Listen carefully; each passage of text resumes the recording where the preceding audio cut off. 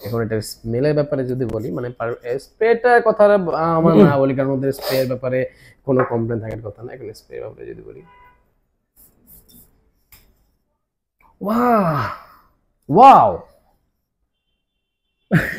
মানে এটা আসলে কিন্তু ফার্স্ট টাইম আমরা এগুলো আসলে ফার্স্ট টাইম, মানে এগুলো কিন্তু ফার্স্ট টাইম যার কারণে